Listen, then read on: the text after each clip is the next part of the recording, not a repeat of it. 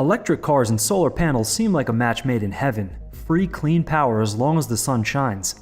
A self-reliant solar car that's not dependent on the power grid could recharge sustainably from anywhere you dare to venture, as long as it's not a cloudy day.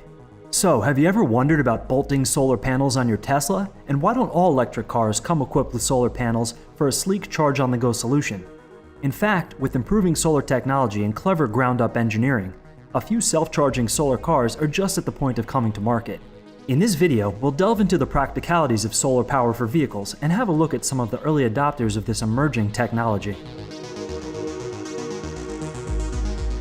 In 2017, Elon Musk suggested that Tesla would offer optional solar tiles on the roof of the Model 3, but later retracted the statement, saying that putting solar panels on a car is not that helpful because the actual surface of the car is not that much, and cars are often inside. The least efficient place to put solar is on the car. Did you know that every hour the Earth is hit with more energy from the sun than the entire world consumes in a year? The problem is, the total surface area of the Earth is about 197 million square miles, and the roof of your car is a lot less than that, about 3 to 10 square meters of usable space. It does make a lot more sense to utilize the large surface area of your home with a solar power system like the Tesla solar roof and charge your car from there. The only problem is, you have to be home to use it. A car with integrated solar panels can recharge from any sunny parking lot in the world, and if you happen to be driving in perfect midday conditions, you can even charge on the go, extending the range of your vehicle as you drive. Potentially, the extra incoming power from the solar system could even allow for a smaller, lighter battery system than in a comparable conventional electric car, leading to lower vehicle mass and energy use in driving. To understand if a solar car could really work, we need to find out how much solar energy the surface of a car can capture, and how much range that energy will provide under realistic driving conditions. Solar radiation is often measured in kilowatts per square meter, so let's assume a 1 meter square panel is being hit with about 1 kilowatt of energy in direct sunlight. Unfortunately, nothing in this world is perfectly efficient, especially devices that take raw energy and transform it into useful work. That's just thermodynamics. The most efficient modern silicon solar cells you'd find on a home system only work at best around 20% efficiency. But unlike a house, cars move. This creates unpredictable conditions and can lead to suboptimal solar panel angles. You can technically cover every square inch of the car in panels, but for example, covering the lower door panels isn't going to do you much good, as they won't get much sunlight and the proximity to the road will have them covered in a thick layer of dirt and dust every time you drive. So let's take a sedan the size of a Tesla Model S, almost 5 meters long and 2 meters wide, and put a totally impractical, hypothetical array of solar cells covering the whole plan view rectangular area of 10 square meters. In direct sunlight, it could charge its battery with, at best, 20% of the 10 kilowatts of solar energy hitting it, about 2 kilowatts. With full sun for about 5 hours per day, just as an approximation, that's 10 kilowatt hours of battery charge per day, at best.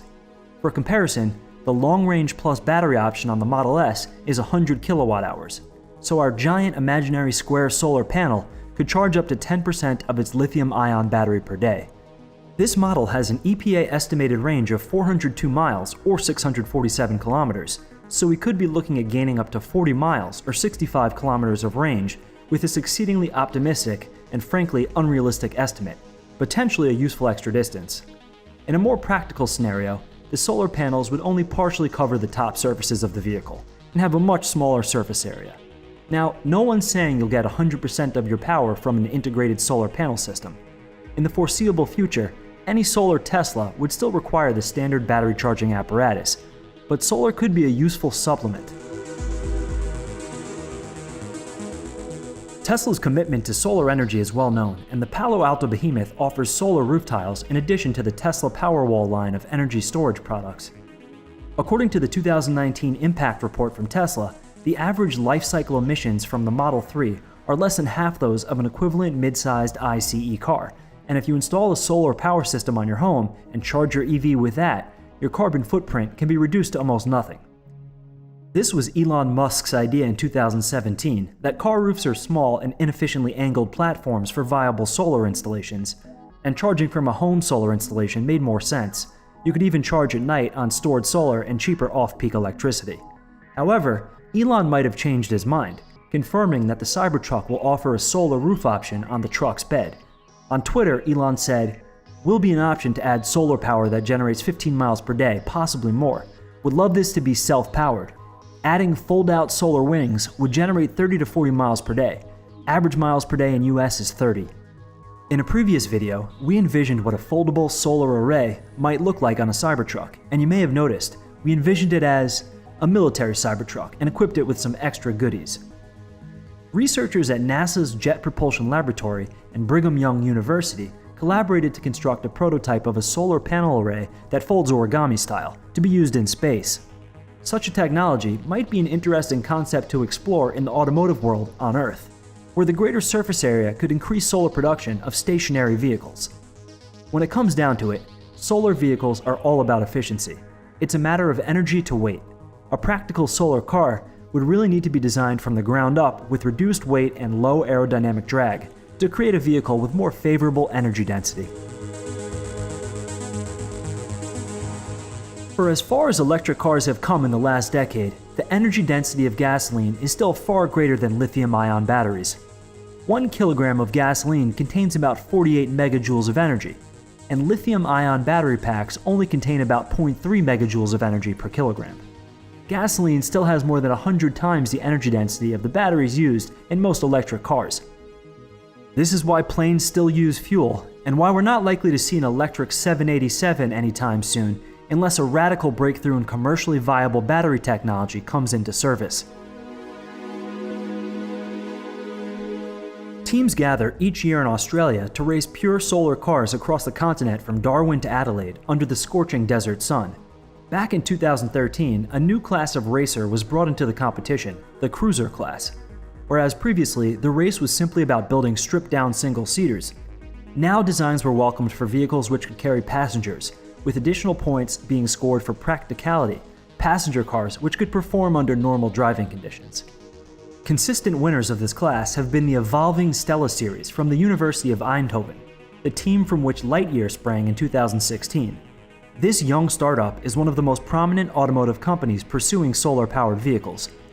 This is a perfect example of engineering competitions and racing fueling innovation for consumer products, as the lessons learned in the playground of the Australian outback have been incorporated directly into Lightyear 1, the first car offered by the company, which sports 5 square meters of integrated solar cells along its low, sweeping roof and hood. Lightyear 1 reevaluated every component of the car and used lighter materials like aluminum and carbon fiber to build a lighter vehicle with the best aerodynamic coefficient of any car on the market. 4 independently driven in-wheel motors also lower the car's weight and improve powertrain efficiency. In an interview with Automotive EV magazine, CEO Lex Hoofsloot described the positive feedback loop of weight reduction. By concentrating on efficiency and lightweight, we can use batteries that are about half the size and weight of a conventional EV and half the energy consumption of an EV in the same segment. We have a battery pack that is 2/3 the size that of a Tesla Model S, and we can drive further than the Model S, up to 800 kilometers with good sunlight and a minimum range of 400 kilometers without any solar top-up and with heating, air conditioning, all being used and doing high-speed driving. Stop-start and initial acceleration demands power and wastes energy in proportion to mass, typical in urban low-speed situations, whereas the power required for overcoming air resistance increases proportionally to speed cubed, sapping energy at high speeds. How effective the solar charging will be therefore depends largely on how you use the car to balance the energy usage. As Hoofsloot notes, the Lightyear 1 is an electric vehicle capable of 250 miles or 400 kilometers of high energy use driving, even at night, and is expected to achieve a rated range of 450 miles or 725 kilometers, even without its solar panels trickling in their 1.25 kilowatts of extra juice, which the company equates to 10 to 12 kilometers or 6 to 7 miles for each hour of charging, even while driving. This means that, while the car is self-charging, it is primarily a highly capable battery electric vehicle with a small solar capability. Lightyear points out that this solar charge adds up to 10,000 kilometers or 6,200 miles of free motoring per year in the Netherlands, and up to 20,000 kilometers or 12,400 miles in sunnier regions like Australia or California. Lightyear believes that by eliminating the steps between sun and wheel, it should be possible to gain overall efficiency. Lightyear, as Tesla did before them, are starting at the top of the market, coming in at a premium price point of $170,000 for their first full-size luxury car, with future plans to release smaller, more affordable vehicles in the future. Sono Motors, on the other hand, are starting with a more affordable $29,000 compact family car designed for urban use. In designing the Scion prototype, the German startup looked at driving patterns of real-world motorists and found that a typical commute from home to work and back, in Europe or the US, might be up to 16 miles or 25 kilometers. Sono's proudest new technology integrates solar cells into polymer body panels to replace conventional painted metal bodywork.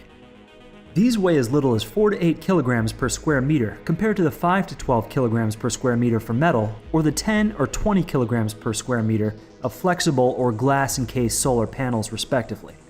Importantly, Sono claims to be able to produce these at the same cost as painted metal. Although that includes their initial expense of building and operating a painting production line, a cost which reduces per car panel as more cars are produced. These robust, damage-tolerant plastic body panels have the additional advantage of being capable of mounting to the sides of the vehicle, increasing the solar cell area on a car where glass panels, as used by Lightyear, might be risky. Vertical panels, such as on doors, however, can rarely hope to point directly towards the sun and achieve their maximum potential, and will often be shaded entirely when parked next to walls or other cars. The Sono founders are exploring some other intriguing ideas, including bidirectional charging to allow solar-generated power to be fed into other cars or back into the grid, or even used for grid-connected external renewable energy storage and stabilization. It's not only relative newcomers who are adapting to new technological innovations in solar energy. Toyota has experimented with a demonstration Prius with high-efficiency thin-film triple-junction cells made by Sharp, whose efficiency is claimed to be 34%, compared to that of their commercially available silicon-based solar panel of 22.5%. Energy Solar, a Chinese manufacturer of thin-film panels, have also demonstrated prototype cars with panels that can harvest 8 to 10 kilowatt-hours per day, and supplied such panels to Aston Martin for their GTE racing car. Most solar panels rely on cells made from semiconducting silicon crystals, which convert sunlight to electricity at around 15 to 19%. But new technologies are in the works to create higher efficiency solar cells utilizing new materials. Organic molecules such as polymers can form the light-absorbing layer in a photovoltaic cell and can potentially be semi-transparent, absorbing infrared light and letting visible light pass through, which has intriguing implications for automotive applications such as windows. Organic cells can also be flexible, which can allow them to be fitted onto uneven surfaces more effectively than traditional glass panels. As the future unfolds and more cutting-edge solar technologies come to market, we can see self-charging solar electric vehicles becoming more and more practical as cells get more and more efficient.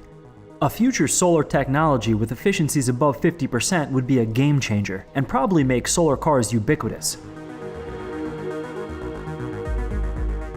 Heavy batteries are a limiting factor in the feasibility of solar cars. A breakthrough battery with more favorable energy-to-weight characteristics would revolutionize electric transportation and make solar cars far more realistic.